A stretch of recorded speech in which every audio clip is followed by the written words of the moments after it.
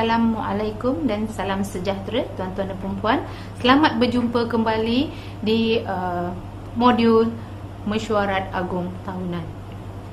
Dalam sesi ini kita akan membincangkan tentang peraturan 7 di mana koperasi sekiranya ingin membuat pindaan undang-undang kecil.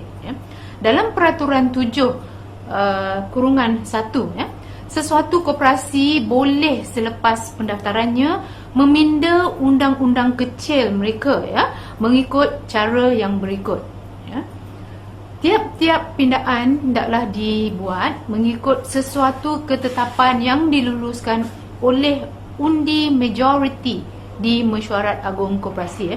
Majoriti maksudnya kebanyakan melebihi 50%.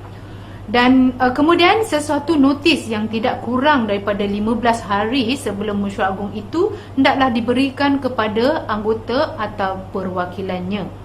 Ini bermaksud sekiranya koperasi tersebut ingin membuat mesyuarat agung khas untuk meminda undang-undang kecil mereka, notis juga hendaklah diberi kepada anggota koperasi, kepada kesemua anggota koperasi, sama seperti sekiranya kita nak membuat mesyuarat agung tahunan, iaitu 15 hari sebelum mesyuarat agung itu dilaksanakan.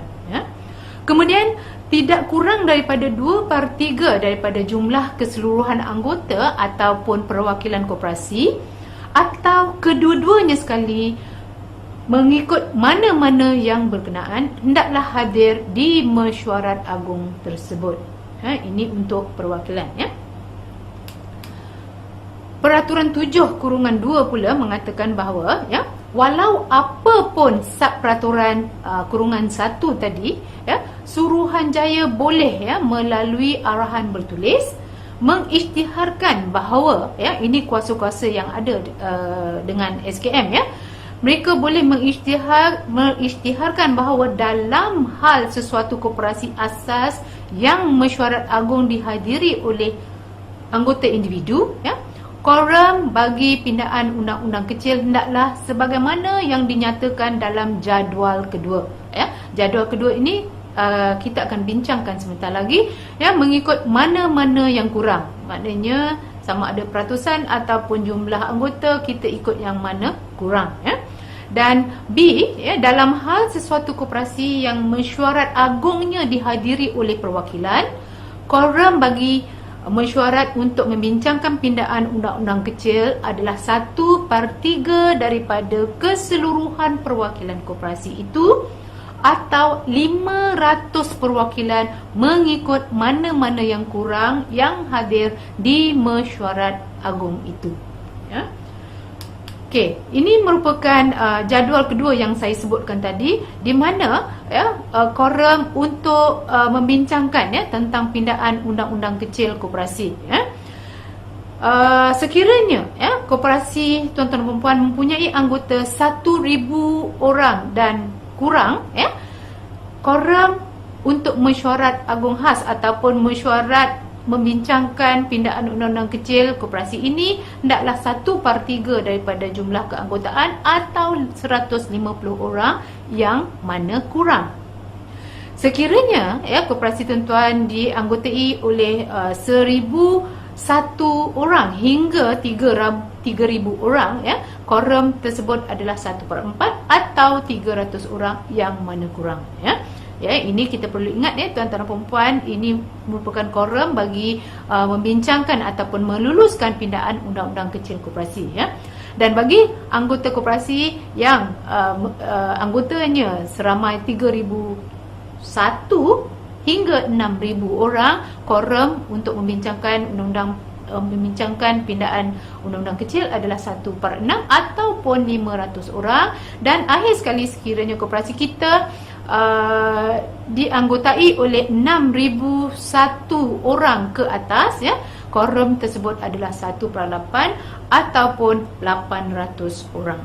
Ini saya rasa tuan-tuan sekiranya nak membuat mesyuarat agung khas untuk membincangkan pindaan undang-undang kecil, bolehlah kita melihat semula jadual kedua berkenaan dengan koram mesyuarat agung tersebut.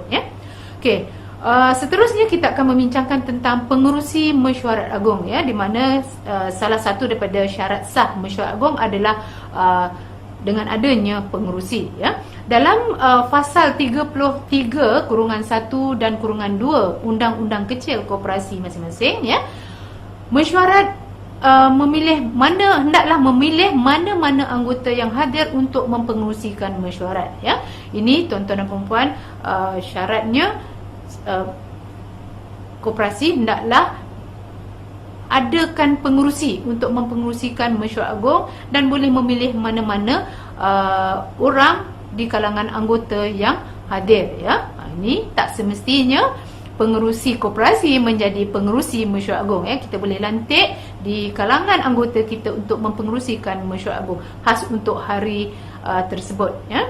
Dan kedua, pengerusi dengan persetujuan mesyuarat boleh menangguhkan mesyuarat agung dalam tempoh 7 hari dari tarikh mesyuarat asal, ya. Ini sekiranya berlaku contohnya, ya, sekiranya berlaku tidak cukup quorum ataupun ada sesuatu perkara yang tidak boleh dielakkan, ya, pengerusi boleh menangguhkan mesyuarat tersebut, ya. Dan pengerusi juga boleh, ya, di dalam dilantik, ya, di dalam kawasan operasi koperasi dan juga menjalankan urusan mesyuarat yang asal sahaja, ya. Pengerusi mesyuarat agung, ya, juga mempunyai kuasa untuk mengawal mesyuarat, ya. Jadi salah satu fungsi pengerusi mesyuarat agung adalah untuk mengawal mesyuarat supaya ianya teratur dan juga mengikut masa yang ditentukan. Pengerusi juga mestilah memahami prosedur mesyuarat, ya. Jadi kita tak bolehlah lantik sebarangan orang yang tidak tahu tentang prosedur. Jadi sekurang-kurangnya pengerusi tersebut hendaklah memahami, sedikit sebanyak tentang prosedur mesyuarat agung, ya. Dan pengerusi mesyuarat agung juga yang dilantik hendaklah mendapat kuasa daripada pelantikannya dan mempunyai banyak kuasa budi bicara berkaitan dengan hal-hal tata cara perjalanan mesyuarat, ya. Dan juga pengerusi juga hendaklah menjalankan tugasnya dengan bona fide ataupun dalam erti kata lain, hendaklah menjalankan tugasnya dengan suci hati, ya, tanpa menyebelahi ataupun dipengaruhi oleh mana-mana pihak, ya. Jadi pengerusi hendaklah bersikap neutral dan tidak boleh menyebelahi sama ada jawatankuasa anggota lembaga ataupun anggota koperasi secara keseluruhan.